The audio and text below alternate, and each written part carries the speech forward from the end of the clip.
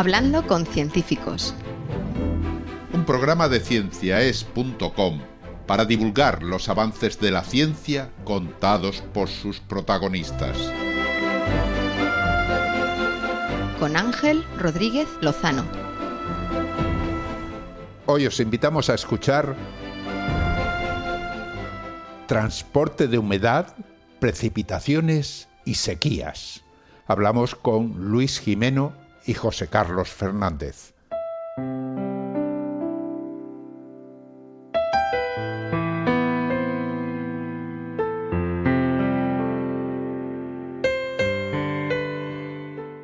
Vivimos en un planeta donde abunda el agua.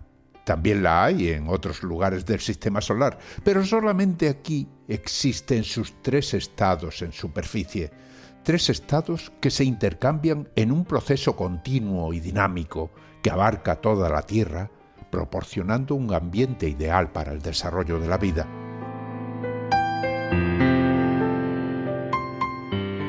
El calor del sol calienta las masas de agua de ríos, lagos y océanos y las convierte en vapor. Al ascender, el vapor de agua se enfría, forma nubes y cuando las condiciones son adecuadas, cae de nuevo a la superficie en forma de lluvia o nieve. Así funciona el ciclo hidrológico, un ciclo que no solo sustenta ecosistemas enteros, sino que también tiene un impacto significativo en el clima y en fenómenos meteorológicos, algunos de los cuales son extremos como sequías o inundaciones. José Carlos Fernández y Luis Gimeno investigan en la Universidad de Vigo las variaciones en el transporte de humedad y su relación con las sequías en un entorno climático cambiante.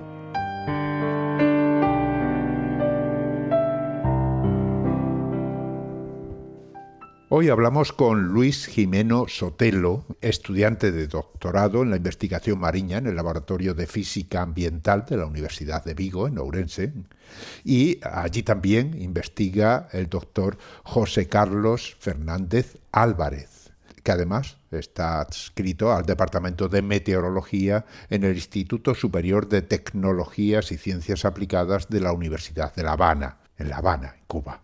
Muchas gracias por estar aquí en Hablando con Científicos, Luis. Muchas gracias por invitarnos. José Carlos. Muchas gracias. Os he llamado a raíz de la publicación de 2 trabajos vuestros, 2 artículos, uno publicado en Nature Communications hace un tiempo y el más reciente publicado en Nature Water, que habla precisamente del tema que decía. Hablamos de transporte de humedad, ciclo hidrológico. ¿Qué es eso, José Carlos? El ciclo hidrológico, de forma resumida, no es más que una serie de fases en el cual el agua cambia, pasando por diferentes subsistemas hasta su estado inicial. Por ejemplo, tenemos el agua cambia, es líquida, vapor, luego precipita, se condensa y así sucesivamente, formando un ciclo cerrado. El ciclo hidrológico tiene varias componentes, digamos, una componente atmosférica en la cual está más enfocado en aquella humedad obtenida sobre regiones como los océanos, que se definen como regiones fuentes, y es transportada hacia regiones donde precipita, por ejemplo los continentes, que es nuestro interés. Luego tenemos una rama más sobre de superficie, que incluye la infiltración, la escorrentía, todo aquel movimiento del agua desde la tierra subterránea hasta llegar hacia los acuíferos y así sucesivamente. No es más que una serie de fases. Ajá. O sea que, bueno, tenemos ahí agua fundamentalmente. Ese agua entonces puede estar almacenada en forma líquida, incluso en el interior de la Tierra, o también puede estar en forma de vapor, que lógicamente sube a la atmósfera, y ahí hay una serie de movimientos, transportes, que llevan la humedad de un lado a otro, ¿no? Pero claro, todo eso dentro, cuando se analiza una región amplia que cubre una parte muy, muy grande de la superficie del planeta, pues tiene efectos distintos en distintos lugares, porque va a depender mucho de cómo se mueva todo, ¿no? Toda esa humedad. ¿No es así, Luis?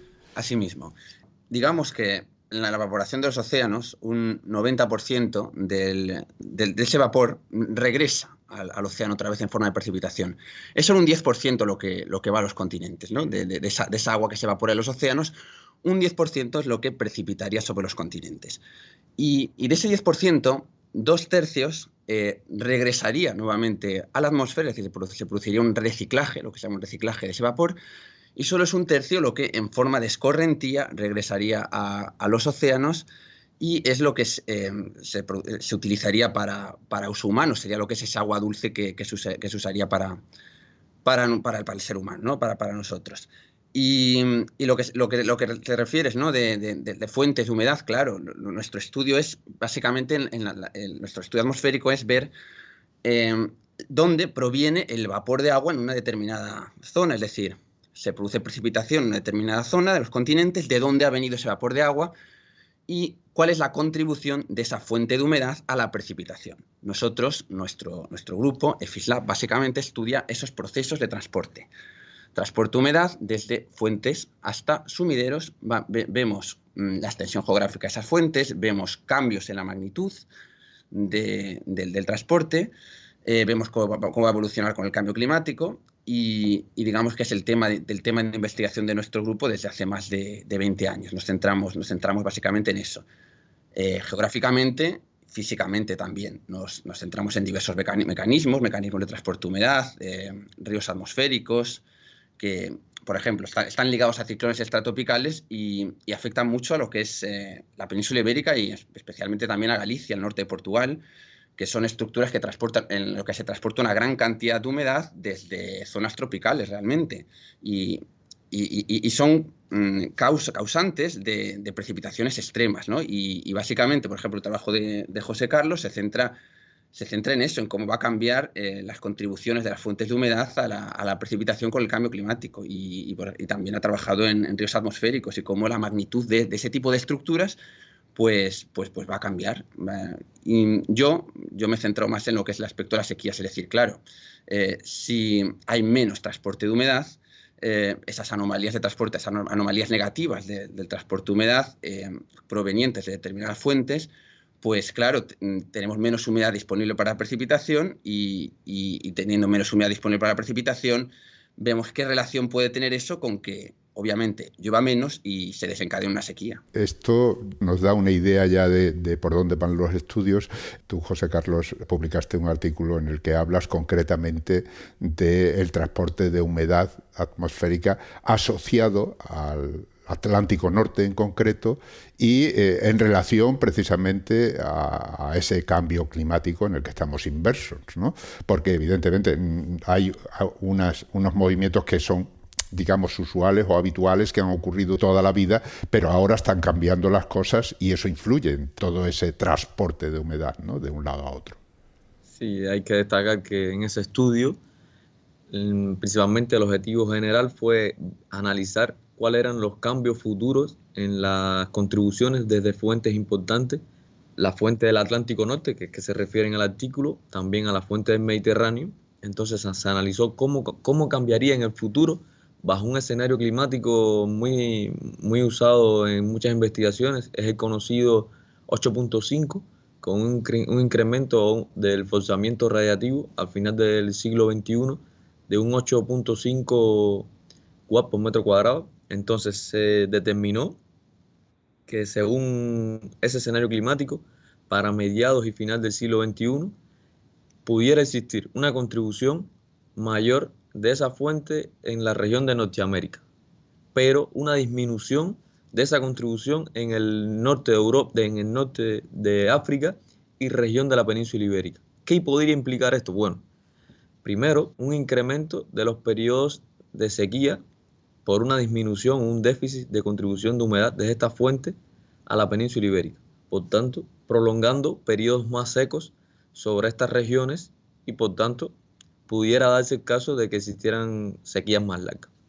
Esto es una conclusión directa de esta modificación bajo el cambio climático. Esto pudiera estar asociado a un desplazamiento observado en todos los escenarios de cambio climático de las trayectorias de las tormentas más al norte. sí, con un desplazamiento latitudinal hacia el norte.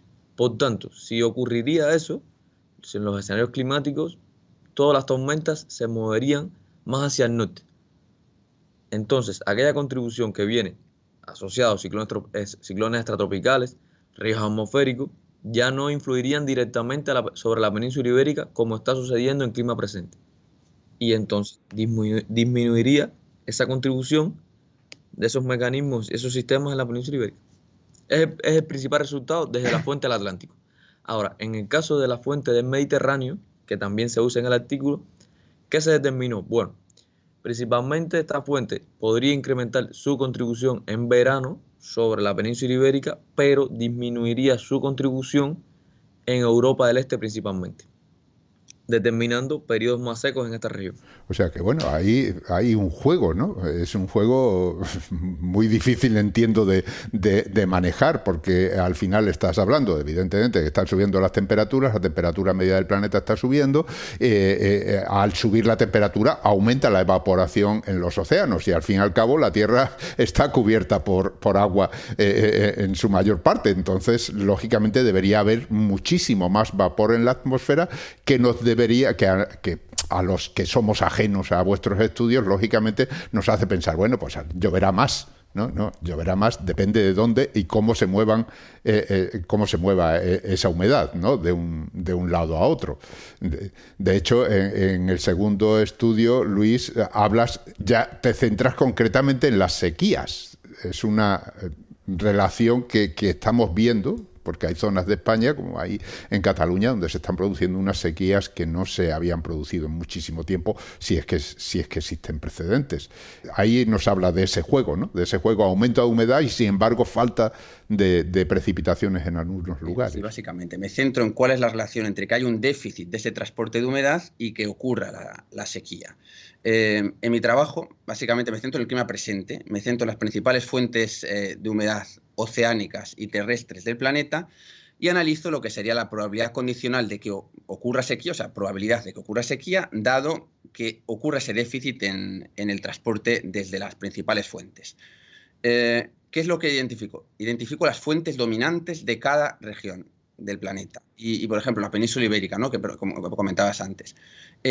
En la parte oeste, la península ibérica domina lo que será la contribución del Atlántico Norte. Hay una fuente situada en el Océano Atlántico Norte y la humedad que llega a esa fuente, si hay un déficit de esa humedad, bueno, pues es la fuente dominante para que ocurra sequías, ¿no? En la mitad este, que efectivamente la que comenta sobre las sequías del Mediterráneo, pues efectivamente es el Mediterráneo, la fuente ubicada en el Mediterráneo. Si hay un déficit de la humedad que transporta esa fuente, pues sería la dominante para que ocurra sequías. ¿Y cuál es un hallazgo importante también del trabajo? Vemos que la predecibilidad de las sequías puede mejorar utilizando esta herramienta, que es el transporte de humedad. Es decir, el transporte de humedad es más predecible que la precipitación. Bueno, hay bastantes referencias sobre esto, que el transporte de humedad es más predecible. Entonces, como están tan relacionados, si logramos predecir, por ejemplo, el transporte de humedad que viene del Mediterráneo, pues nos sería muy útil para ver cómo serían las sequías en el Mediterráneo, más que la propia precipitación, porque están tan ligados, están tan relacionados el déficit de una variable, que sería el transporte de humedad, con el déficit de precipitación, con la sequía, que entonces estudiar el transporte de humedad nos va a ayudar a predecirlas en un futuro. Es un hallazgo interesante, ¿no? Lo que comentabas antes del hallazgo de José Carlos sobre la contribución del Mediterráneo, pues efectivamente nuestros trabajos están muy ligados, porque si comenta que la contribución del Mediterráneo va a disminuir con el cambio climático y en el estudio que yo soy primer autor, digo que la fuente dominante sobre el este, la península ibérica, es el Mediterráneo. Entonces, en el cambio climático podríamos pensar que efectivamente quizás haya más episodios de sequía, como bien comentaba, con una implicación interesante en el Atlántico y la del Atlántico. Y también en el Atlántico, sobre la mitad oeste del país. Es decir, sobre la península ibérica vemos resultados que son bastante consistentes entre un trabajo y el otro, por eso que están bien ligados.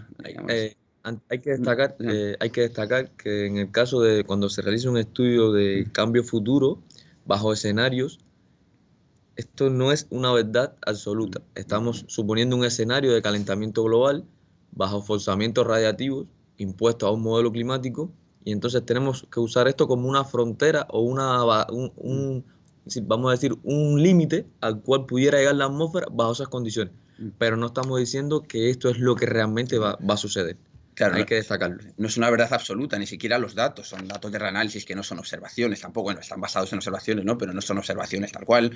Tiene incertidumbres, por supuesto, ni siquiera el método estadístico, el método probabilístico que uso es 100% correcto, todo está ligado a incertidumbres, por supuesto. Y el cambio climático, pues claro, depende de muchísimos factores, ¿no? Como ya saben, los informes del IPCC siempre hay tanto debate entre lo que va a ocurrir, lo que no va a ocurrir, tantas discusiones entre los científicos del clima sobre qué va a ocurrir con la precipitación extrema, con las sequías. Hay muchísimo debate sobre lo que va a ocurrir con las sequías en el Mediterráneo, personas que dicen que van a aumentar, personas que dicen que van a disminuir, y largas discusiones sobre esto. Por eso que nunca hay consensos absolutos en ciencias climáticas. Sí, está muy bien que lo aclaréis, porque muchas veces se dicen cosas como si fueran ciertas al 100%, y en ciencia nunca hay nada cierto al 100%, solo hay probabilidades, ¿no? Es más probable esto o más probable lo otro, y ya sabemos lo que ocurre con las probabilidades, como jugar a la lotería, es probable que te toque o que no. Bien, vamos a centrarnos en estas cosas. Habéis hablado mucho de la península ibérica, pero lógicamente también el Atlántico, pues tiene su contribución muy importante en todo el este del continente americano, ¿no? Y concretamente ahí, José Carlos, pues tú eres de allí, y creo que interesa mucho también lo que ocurra por aquellos lugares. ¿Qué pasa con esa contribución por allí, por ese lado? A ver, según este estudio que se realizó, la principal fuente, la fuente más dominante, más por su extensión en esa región, es la del Atlántico Norte. Entonces, ¿qué se obtuvo con el estudio? Que en invierno y otoño, en esas dos estaciones, incrementaría la contribución de esa fuente, con valores porcentuales considerables. Por tanto, diríamos que en esos periodos la precipitación asociada a la fuente del Atlántico incrementaría.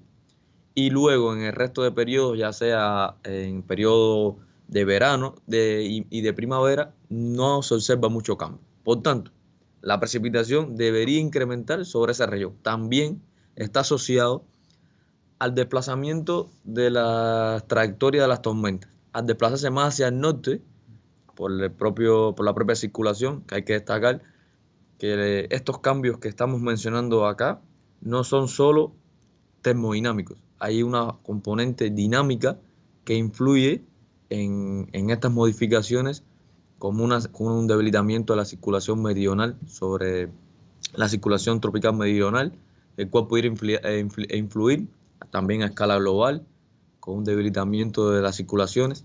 Entonces, este desplazamiento de la trayectoria de las tormentas más hacia el norte implicaría que las tormentas se muevan más cercanos a la costa este de los Estados Unidos. Por tanto, tendríamos mayor contribución sobre esa región. Eso más o menos coincide con lo que está ocurriendo ya con los huracanes y demás en toda esa zona, ¿no? Sí. Se observa que, aunque bueno, los huracanes es un comportamiento, depende de la región en que se formen, y tienen un desplazamiento hacia un lugar hacia el otro. Pero bueno, sí, hay un mayor número de huracanes que se están moviendo cerca de la costa de los Estados Unidos, y por tanto una mayor contribución, también llegando hacia latitudes más altas, con una transición hacia extratropical en regiones de latitudes más altas, lo cual da una señal de que algo está cambiando y de que algo está influyendo en estos sistemas tropicales que transportan gran cantidad de humedad desde regiones tropicales hasta regiones de latitudes medias y latitudes en torno media, es decir, hasta los 60 grados de latitud norte aproximadamente. Volviendo al tema de las sequías, Luis, hemos hablado de sequías que ya están ocurriendo, o por lo menos que en estos momentos superan, digamos, a la media. Vosotros habéis hablado de modelos. Los modelos climáticos hay que alimentarlos, y hay que alimentarlos con algo, ¿no? Y ese algo pues son precisamente datos de cosas que ya han ocurrido, para poder extraer de ahí conclusiones que nos ayuden a entender un poco lo que va a suceder en el futuro, ¿no? ¿Qué datos habéis estado manejando? Básicamente son datos de reanálisis, son datos que engloban tanto observaciones como datos de satélite, y después hay un procesamiento de ellos. Hay un servicio que es el servicio Copernicus, ¿no? Del Centro Europeo, ¿no? De predicciones de medio plazo, que nos proporciona este servicio, que son datos de rejilla que cubren todo el mundo a 0,25 grados de latitud por longitud y nos proporciona información global sobre la mayor parte de variables meteorológicas, hidrológicas, ecológicas. Eso para el estudio que yo he realizado, sobre el estudio de Nature Water, pero también he estado trabajando para el cambio climático con modelos del CEMIP6. Es la intercomparación entre los diversos modelos que elaboran diversas instituciones, por ejemplo, el Max Planck en Alemania, por ejemplo, el CNRM en Francia, más instituciones, por ejemplo, el ENCAR, que elabora el modelo CSM2, que es el que utiliza José Carlos en su trabajo.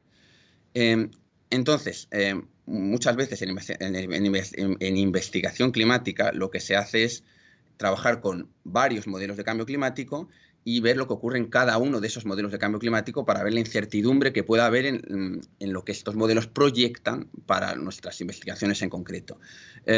Para las sequías, hay zonas de gran consenso entre los modelos de cambio climático de que va a ocurrir sequías. El Mediterráneo occidental, el Mediterráneo oriental es una de las principales en las que va a aumentar la magnitud de los episodios de sequía, pero hay más. Por ejemplo, el norte de Brasil, el noreste de Brasil, el suroeste de Sudamérica, el Centroamérica también se proyecta que van a aumentar, Sudáfrica, el suroeste de Australia. Y nosotros trabajamos en las incertidumbres que estos modelos puedan tener, incertidumbres en las distintas variables, ya digo, no solamente la precipitación, sino trabajamos con otros índices que tienen que ver con la evapotranspiración, con la producción primaria neta, con el contenido foliar, masa vegetal, y vemos las incertidumbres que son muy grandes, pues son modelos físicos y tienen incertidumbres, claro, modelos a cambio climático, que no tenemos observaciones para lo que va a ocurrir dentro de 100 años. Entonces nosotros tenemos que ver si hay acuerdo entre esos modelos y si esto es lógico con los procesos que se esperan que vayan a ocurrir. En el caso de reanálisis, hay que destacar que reanálisis, la palabra lo indica, es un reanálisis de lo que se tiene. Es la simulación del modelo europeo y ejecutado. El modelo europeo se ejecuta de forma de pronóstico, pero también hay una forma que es el hindcasting, en el cual se ejecuta ya una vez pasadas las condiciones, pero se asimila en esas simulaciones, se asimilan estaciones, satélites, todos los datos disponibles de boya, lo cual hace que esa simulación sea mejor que la que se usó para pronóstico. Por tanto, se consideran estos datos de reanálisis en clima presente como una verdad. Es como el patrón o los datos más fiables en una rejilla de datos a escala global para hacer cualquier estudio en clima presente. Ya en el caso de los modelos climáticos, son modelos con una física bajo la ciencia del clima, donde tengan modificaciones o no, que son forzados, con condiciones de fronteras iniciales, pero con modificaciones que se esperan en clima futuro. Por tanto, no podemos considerar que esos modelos climáticos, sus simulaciones, sean una realidad total. Siempre tenemos que tener como patrón de comparación el reanálisis ERA5 o el modelo de los Estados Unidos, que es el de la salida del modelo GFS, que se le llama. Y un paso fundamental de los estudios climáticos efectivamente es evaluar que el modelo climático se ajusta bien a lo que es el reanálisis para ver que el modelo simula bien las condiciones del clima presente también, claro, porque si el modelo dice una cosa disparatada en relación a lo que es el reanálisis, que sería más o menos la verdad absoluta, que no lo es tampoco, pero sí que es lo que lo asumimos aquí en estos trabajos como que lo es, pues no sería bueno considerarlo, por lo menos tendríamos que tener en cuenta que es una limitación importante de los estudios, claro. Muy bien. Hemos hablado de transporte de humedad, una humedad que se genera fundamentalmente, pues hemos hablado del Atlántico, del Mediterráneo, pero también hay una humedad que surge de ciertas regiones, digamos, continentales, ¿no? Ahí tenemos el caso de la Amazonía, que tiene su ciclo, que está basado quizás más en tierra que lo que le llega del Atlántico. Todo eso influye en esos cálculos que habéis hecho, ¿no? Así mismo, yo he trabajado en este artículo con dos fuentes continentales importantes, que son el Amazonas y el Congo. Y precisamente en el caso del Amazonas me he centrado en que un déficit del transporte que va del Amazonas a lo que sería el sureste de Sudamérica, o sea, la región de La Plata en Argentina, está muy relacionado el déficit de transporte de humedad que proviene de allí, del Amazonas, con la ocurrencia de sequías. y he visto que para la predecibilidad de sequías, considerar el déficit de transporte de humedad produce probabilidades de sequía muy elevadas cuando ocurre ese déficit de transporte de humedad. Entonces, es una de las regiones, lo que llamamos regiones calientes, hotspot, o sea, regiones de importancia para estudiar esa relación entre el transporte de humedad y la ocurrencia, déficit de transporte de humedad y ocurrencia de sequías. Otra de ellas sería el centro-oeste de Norteamérica, que está muy dominada por la región por la fuente del Caribe, o sea, un déficit en la fuente del Caribe produce elevadas probabilidades de sequía sobre el centro-este de Norteamérica. Y la otra que he considerado sería la región del este de Europa, dominada por el Mediterráneo. Déficits en el Mediterráneo producen elevadísimas probabilidades de sequía sobre el este de Europa. Y efectivamente, en lo que yo comentaba antes, la predecibilidad de sequías en esas regiones estaría muy mejorada considerando el transporte de humedad, los déficits en el transporte de humedad desde esas tres fuentes, o sea, el Caribe, el Amazonas y el Mediterráneo, respectivamente. Muy bien, vamos a dejarlo ahí antes de continuar y vamos a tomarnos un pequeño descanso. Luis, José Carlos, volvemos enseguida.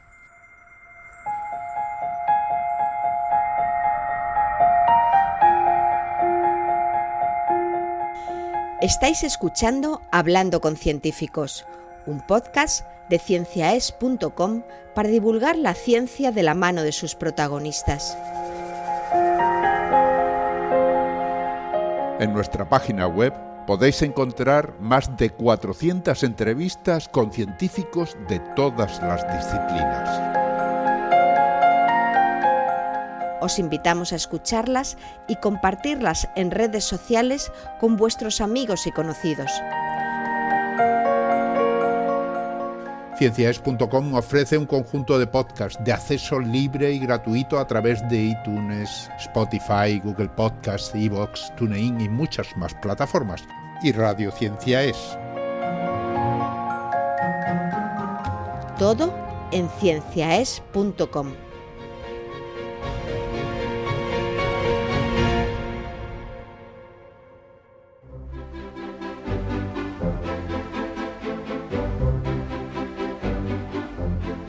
Continuamos hablando con Luis Gimeno Sotelo, que es estudiante de doctorado en la investigación marina del Laboratorio de Física Ambiental de la Universidad de Vigo, y con José Carlos Fernández Álvarez, también investigador en la Universidad de Vigo y en el Departamento de Meteorología en el Instituto Superior de Tecnologías y Ciencias Aplicadas de la Universidad de La Habana. Luis, estábamos hablando de cómo influye el transporte de humedad en regiones muy concretas.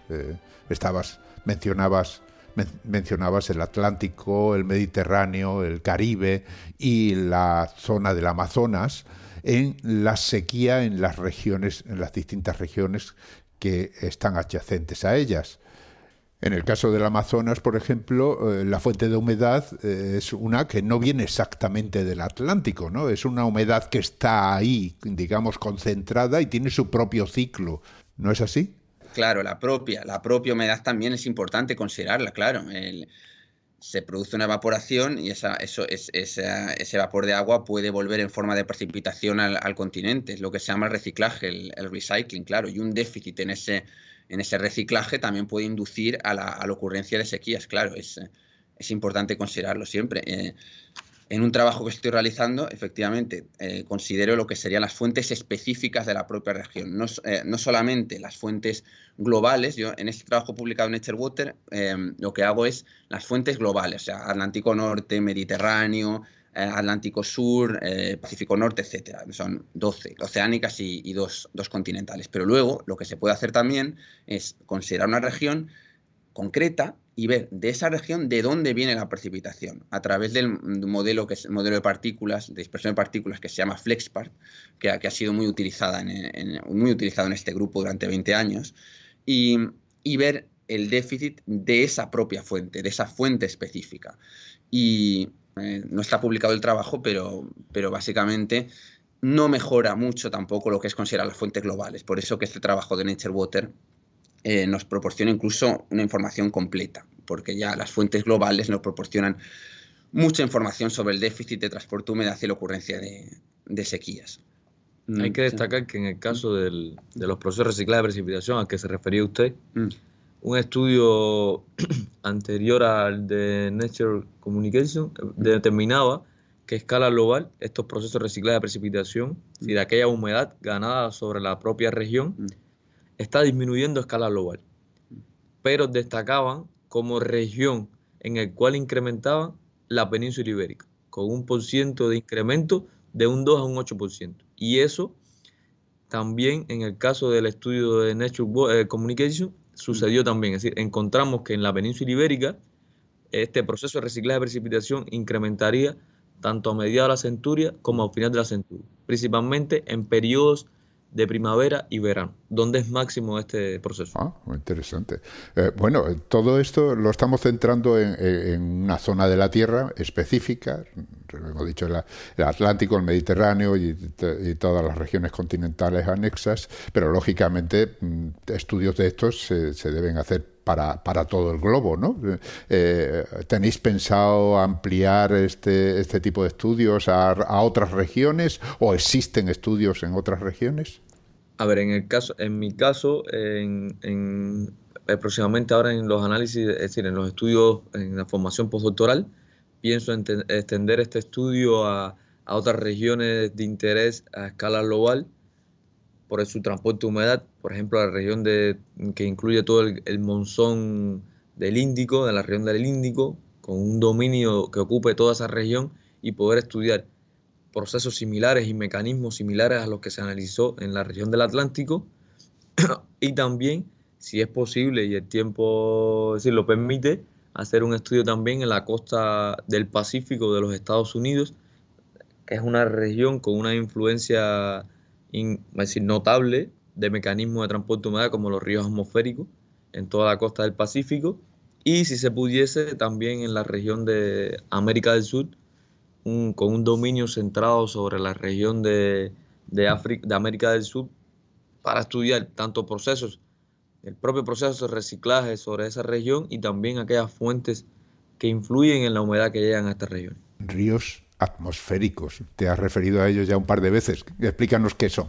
Sí, a ver, los ríos atmosféricos son muy conocidos aquí en la península ibérica.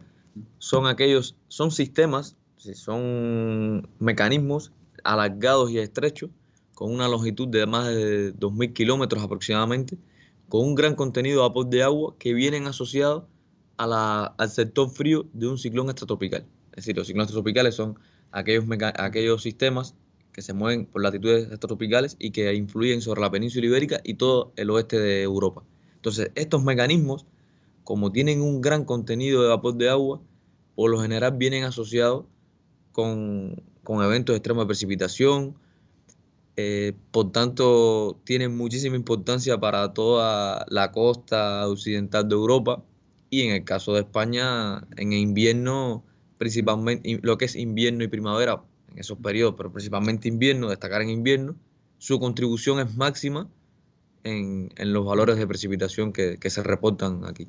Esos ríos suben y bajan de latitud, cambian de lugar.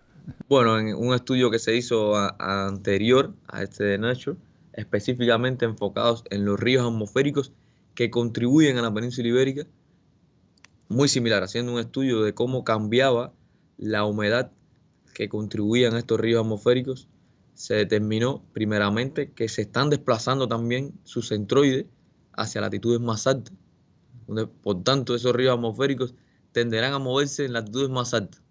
Por tanto, la península ibérica debería disminuir la contribución o la influencia de estos ríos atmosféricos sobre la península ibérica. Por tanto, implicaría disminución de la precipitación asociada a estos mecanismos.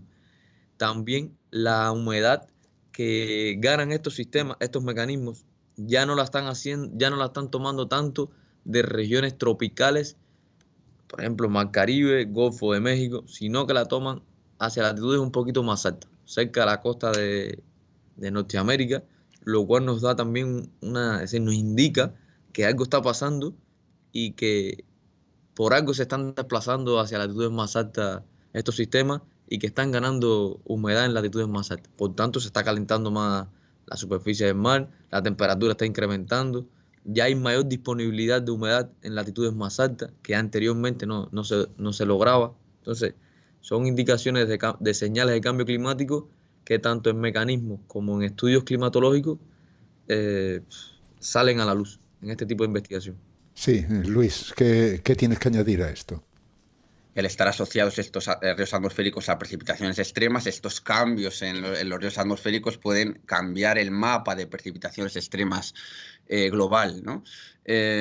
Por ejemplo, yo estoy trabajando en un artículo en el que veo que la relación entre el transporte de humedad y la precipitación extrema va a cambiar con el cambio climático, haciéndose especialmente lo que sería en la península ibérica, haciéndose más fuerte. Bueno, según el modelo utilizado por José Carlos, que es el modelo del CSM2, que es el modelo ENCAR, ¿no? Del ENCAR, que se llama. Es decir, más transporte de humedad, más precipitación. Menos transporte de humedad, menos precipitación. En líneas generales sería así, esto es muy simplista, pero lo usamos como driver, como factor que desencadena la precipitación, aunque no es el único. Obviamente tiene que haber una inestabilidad vertical y tiene que haber un contenido de vapor. Trabajar con estas tres variables nos da mucha información. Trabajar con contenido de vapor en la vertical, inestabilidad atmosférica y transporte de humedad. Porque con el vapor de agua que hay en un determinado punto en la columna y con inestabilidad no sirve simplemente con esto para generar precipitación extrema. Hace falta que provenga del exterior, hace falta el transporte de humedad, y es por eso nuestro tema de trabajo es el papel que esta variable desencadena en la precipitación extrema y en las sequías, es decir, en el exceso y en el déficit, en los extremos superiores y en los inferiores. Y yo por lo menos hago análisis probabilísticos, ¿no? Porque, como digo, no es una ciencia exacta y hay mucha probabilidad detrás. Vemos en determinada región geográfica cuál es la variable que más influye, si es una combinación de dos, si es la combinación de tres. Es un tema en el que he estado trabajando. Bueno, claro, has mencionado un tema importante. Estamos hablando de transporte de humedad como si ese transporte de humedad implique una precipitación, y realmente no es así. O sea, hace falta una cantidad determinada de humedad en un momento determinado y una temperatura para que precipite, ¿no? O sea, podremos tener un río de esos por encima y no caer ni una gota. Sí. Bueno, pero al estar vinculado a ciclones estratopicales hay una inestabilidad atmosférica que hace que esté muy relacionado con precipitación extrema. Todo eso hay que tenerlo en cuenta. Es un sistema de mecanismos que se mueven a escala sinóptica, que por lo general traen asociado un volumen y una cantidad de precipitación considerable. Ya cuando son sistemas de precipitación a escala más local, sí ya necesitan una mayor inestabilidad y una humedad disponible para que precipite. Pero estos sistemas o mecanismos asociados a un mecanismo de gran escala, de escala sinóptica, ya por lo general cuando llegan a una región tienen precipitación asociada, y en ocasiones son extremas, que aquí en la península ibérica, todo lo que es el norte de Portugal y el norte de península ibérica, se han registrado y se ha demostrado que tienen una relación directa los eventos extremos de precipitación en invierno con ríos atmosféricos. Hay varios estudios que lo han demostrado y han establecido escalas de magnitud de afectación en función de los eventos, es decir, de los ríos atmosféricos a la precipitación. Muy bien, todos estos estudios son muy interesantes, nos van abriendo, digamos, ventanas de conocimiento de cara al futuro, pero lógicamente nosotros dependemos del agua y dependemos del agua que nos cae del cielo, y esto tiene implicaciones, digamos, sociales, o sea, que al final esos resultados nos pueden indicar un camino de actuaciones futuras frente a posibles periodos de sequía más amplios o más fuertes, o posibles periodos en los que la cantidad de precipitación es muy alta y se producen inundaciones. Toda esa información puede ayudar a estudiar, digamos, y estar preparado de cara a ese futuro cambiante al que nos enfrentamos. A ver, hay que destacar que para España específicamente se realizan escenarios, se regionalizan los escenarios de cambio futuro para tener de alguna forma una metodología o enfrentar los efectos del cambio climático, la resiliencia y todo lo que se menciona respecto al cambio climático. estos resultados, como son estudios más específicos en el transporte de humedad y la precipitación asociada, pudiera ser de gran ayuda, porque detallaría o pudiera determinar cómo pudiera estar asociado el transporte de humedad a la precipitación y, por tanto, demostrar en estudios posteriores, que se va a hacer a continuación, un estudio que está haciendo Luis, demostrar si realmente esos resultados pudieran implicar periodos de sequía y cuán largos serían los periodos de sequía, cuál podría ser la influencia directa, cosas así. Pero bueno, hay que decir que esto es un resultado no tan específico, pero sí pudiera contribuir. Sí, y hablando de los datos, hablamos antes en modelos de cambio climático en general, esos modelos no tienen una resolución espacial buena, hay que hacer un procesamiento de esos datos para bajarle mucho la resolución para que realmente nos sean útiles a escala regional para la península ibérica. Eso lo realizó José Carlos, lo que se llama downscaling físico. Sí, una reducción dinámica de escala. Sí. Lo que hacemos es que cogemos el modelo global, que tiene una resolución aproximadamente de 100 kilómetros, es decir, que estamos hablando que de un punto a otro, en esa rejilla, es decir, esa malla de datos, tienen una diferencia de 100 kilómetros, con un modelo regional climático muy usado en la investigación científica, el modelo WRF, que es del NCAR, creo, si no me equivoco, de los Estados Unidos. Se hace una reducción dinámica, es decir, lo que hacemos es que incrementamos la resolución espacial de 100 kilómetros, pasamos a 20 kilómetros, por tanto, ya vamos a tener mayor información detallada, ya tendríamos información cada 20 kilómetros, lo cual sería de mayor utilidad para aquellos decisores que quieran tomar medidas ante futuros cambios futuras modificaciones asociadas al cambio climático, en el caso del transporte de humedad, la precipitación y por ende ocurrencia de sequía. Bueno, pues estamos llegando a la última parte del programa. A mí siempre me gusta que habléis de vosotros, que habléis primero del equipo, el equipo que habéis participado tanto en un estudio como en el otro. Luis, háblame de ese equipo, las personas que han participado, cuánto os ha costado llegar ahí, en fin, todas esas dificultades que sabemos que ocurren en las investigaciones porque llevan mucho trabajo y mucho esfuerzo detrás.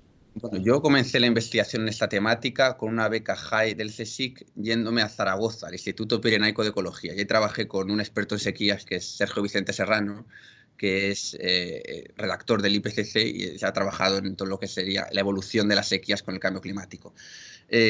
Allí realicé un estudio sobre cómo van a cambiar, cuáles son las proyecciones de sequía según los diversos modelos y según diversas variables meteorológicas, hidrológicas y ecológicas. Pero bueno, este trabajo propiamente dicho, no me preguntabas por él, ¿no? Por el de Nature Water, ya lo hago volviendo aquí, porque yo estoy haciendo el doctorado en la Universidad de Vigo, pero estoy trabajando al mismo tiempo con investigadores del CSIC, tanto en Zaragoza como en Madrid. Bueno, pues ya volviendo aquí a la Universidad de Vigo, ya trabajé con los datos de transporte de humedad de este grupo, del grupo EFISLab, datos en los que se han estado trabajando durante muchos años. No es tan fácil llegar a de dónde viene la humedad en determinada región, cuáles son las fuentes. Bueno, las fuentes ya están determinadas, pero cuantificar la contribución a la precipitación de esas fuentes, eso lleva mucho trabajo previo. O sea, no es llegar y analizar directamente. Bueno, en mi caso sí, pero porque ya había mucho trabajo previo. Y básicamente, utilizando esos datos, yo realicé un análisis probabilístico de las probabilidades. Bueno, calculé las probabilidades condicionales de ocurrencia de sequías según ese déficit de transporte. Realicé el trabajo sobre la potencial predecibilidad de las sequías en base a ese transporte de humedad, pero claro, conté con la ayuda de algún investigador postdoctoral, Roger Soria, de aquí de esta casa, de la profesora Raquel Nieto, el profesor Luis Jimeno, profesores catedráticos aquí en el grupo, en la universidad. Y por supuesto, de Sergio Vicente Serrano, uno de mis directores de tesis con el que sigo trabajando y realizando estudios de sequías. Y básicamente eso. Y en tu caso, José Carlos, háblame del equipo con el que has estado trabajando. Fue un estudio en el que lo desarrollé durante mi tesis doctoral. Fue de alguna forma el estudio que cerró mi tesis. En ellos participaron los catedráticos Raquel Nieto y Luis Jimeno, ambos fueron directores de tesis míos. Hay un colaborador que es de los Estados Unidos, que me ayudó con el procesamiento y la obtención de la salida de los modelos climáticos y por tanto después la reducción dinámica. Otro colaborador que es un investigador, ya es profesor en la Escuela de la Defensa de aquí de Galicia. Su nombre es Jorge Eira, un investigador con un conocimiento muy profundo en toda esta temática de ríos atmosféricos y de cambio climático. Sería, de forma general, ese fue el grupo de colaboradores en este artículo. Hay que destacar que en mi caso, inicialmente la investigación se habían considerado solo periodos de 5 años, lo cual en la primera revisión por pares de revisores, notaron que 5 años no era suficiente y hubo que extender el periodo a 30 años de simulación, lo cual implicó un gran incremento en el volumen de datos y en las simulaciones, lo cual extendió desde el envío del artículo a su publicación 1 año y medio aproximadamente, lo cual fue un tiempo considerable. Bien, y ahora habladme de vosotros, José Carlos, ya que estabas hablando. Tú eres cubano, ¿qué haces ahí? A ver, yo me gradué en la Universidad de La Habana, específicamente en un instituto adscrito que es el Instituto Superior de Tecnología y Ciencia Aplicada, de la licenciatura en Meteorología. Es donde único se estudia meteorología en Cuba, una carrera de 5 años. Luego comencé en el 2012 y terminé en el 2017. Luego en el 2010, del 17 al 19, hice el máster en Ciencias Meteorológicas, ahí mismo en la Universidad de La Habana. Es un máster coordinado entre la universidad y el Instituto de Meteorología de Cuba. Es lo que es similar aquí a el MET, es decir, algo similar. Y entonces en el año 2020 matriculé en el doctorado de Agua, Sostenibilidad y Desarrollo, perteneciente a la Universidad de Vigo. Viajé hacia España por una beca predoctoral de la Xunta de Galicia durante 3 años, y desde el 2020 hasta febrero de 2024 de este año estuve desarrollando mi tesis doctoral y bueno, hasta que la presenté ahora en febrero. De forma resumida, mi vida. Sí, hay que resumir porque entiendo que son muchas cosas por las que tenéis que pasar, ¿no? Luis, tú eres estudiante de doctorado, o sea, todavía te queda ahí un poquito, un empujón, ¿no? Bueno, yo estudié matemáticas realmente. Estudié en Portugal, estudié en la Universidad de Aveiro, hice el grado en matemáticas allí. Después el máster lo hice en la Universidad de Lisboa y en la temática de estadística, de investigación operativa. Básicamente lo que he hecho a partir de ese momento, el análisis de eventos extremos, y me he centrado en los eventos climáticos extremos. Es un tema de mucha relevancia internacional, de mucha actualidad, el trabajar en qué le va a pasar al clima, cómo va a ser el cambio climático, cómo van a afectar los eventos extremos. A mí me gustaría en un futuro trabajar en los impactos propiamente de estos eventos extremos, no solamente en estudiarlos en sí mismos, que es lo que hago en este momento. Yo estudio los eventos hidroclimáticos extremos, la precipitación extrema, las sequías. En un futuro, en una investigación postdoctoral, me gustaría ya centrarme en propiamente los impactos de todo esto en la sociedad, un campo más social, quizás, relacionarlo un poquito más con eso, ¿no? Porque ahora sí que lo estudio a nivel geográfico, a nivel en procesos físicos también, a nivel estadístico, por supuesto. Básicamente mi área es análisis de datos, trabajo mucho en eso, me centro mucho en análisis de datos climáticos. Después, obviamente, necesitan interpretaciones físicas, para lo cual cuento con mucha ayuda de personas aquí en este grupo que tienen mucha experiencia a nivel meteorológico, como José Carlos. Pero yo podría decir que soy climatólogo estadístico en ese sentido. Y estoy haciendo el doctorado del agua, sostenibilidad y desarrollo. Tenemos un campus que es Campus del Agua aquí en Orense, de la Universidad de Vigo. Y trabajamos mucho en esos temas de agua y recursos hídricos y cambio climático. Y realmente estoy interesado, realmente me gusta el tema en el que trabajo. En mi caso, yo me dedico, de forma general lo que me dedico es a simulaciones numéricas con modelos tanto regional climático o modelos de dispersión de partículas globales y regionales. De forma a lo que me dedico yo. Y entonces esta salida de modelo la uso para mis investigaciones, pero también le permite a otros investigadores, como en el caso de Luis, usar esas salidas y hacer análisis de datos y de ahí arrojar conclusiones, hacer análisis detallados para casos de eventos extremos de precipitación y así sucesivamente. Muy bien, muy interesante. Pues el tiempo se nos ha pasado rapidísimo escuchándoos. Simplemente, pues ya me queda daros las gracias por vuestra participación, agradeceros que hayáis hecho ese esfuerzo por atenderme, porque yo sé que os quito de vuestros trabajos habituales y os robo un tiempo precioso, así que muchas gracias. Solo una última pregunta. ¿Qué le diríais a estudiantes que estén pensando a lo mejor y que a raíz de escucharos puedan dedicarse a estudiar estos temas? Partiendo de vuestra experiencia, ¿qué le aconsejaríais a un estudiante que esté escuchándoos? Es un tema muy bonito, como comentaba, con muchas repercusiones sociales. Es un tema que merece la pena trabajar, pero que hay que tener siempre en cuenta que tiene incertidumbres, que no se va a llegar a una verdad absoluta siempre, que siempre hay lo que digamos, bueno, como estadístico voy a decir un intervalo de confianza, pero es así, o sea, no es un valor exacto. Hay que considerar siempre que tiene todas unas incertidumbres importantes. No se van a llegar a grandes hallazgos, porque hay una comunidad científica detrás que cada uno contribuye con un granito de arena, digámoslo así. Pero claro que animo a los estudiantes a que intenten trabajar en este tipo de temas porque merece la pena, ya digo, no solo a nivel teórico, a nivel físico, sino que esto está relacionado con impactos, obviamente impactos económicos también, impactos sociales, todo lo que tiene que ver con las inundaciones, las sequías, son procesos, son fenómenos que estamos viendo que tienen una repercusión importante, daños. Y realmente son cosas que se ven del día a día.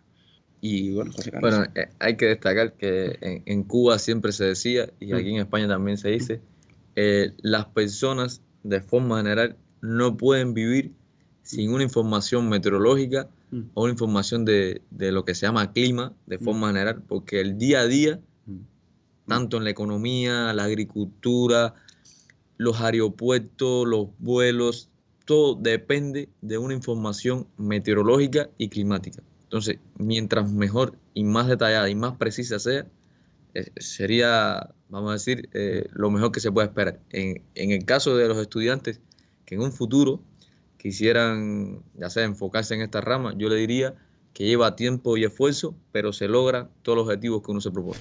Muy bien. Pues aquí terminamos. Muchísimas gracias de nuevo a los dos.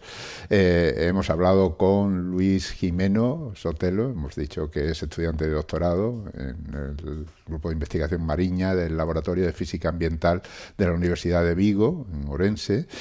Ahí también está José Carlos Fernández Álvarez, que además es, junto al Departamento de Meteorología en el Instituto Superior de Tecnologías y Ciencias Aplicadas de la Universidad de La Habana.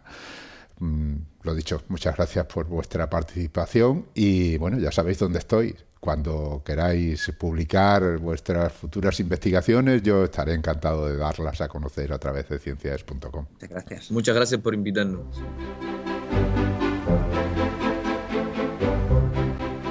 Y como siempre, antes de despedirnos, tengo que recordaros que Hablando con Científicos y el resto de los podcasts de ciencias.com son posibles gracias a vuestras donaciones. Es nuestra única fuente de ingresos.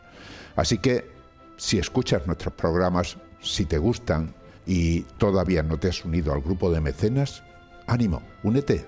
Visita ciencias.com, pulsa el botón de donar y elige cualquiera de las opciones que ahí se ofrecen. Gracias por escucharnos y por compartir con nosotros la ilusión por la ciencia.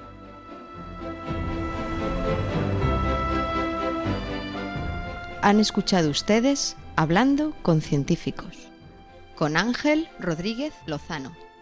Ciencias.com. Ciencia para escuchar.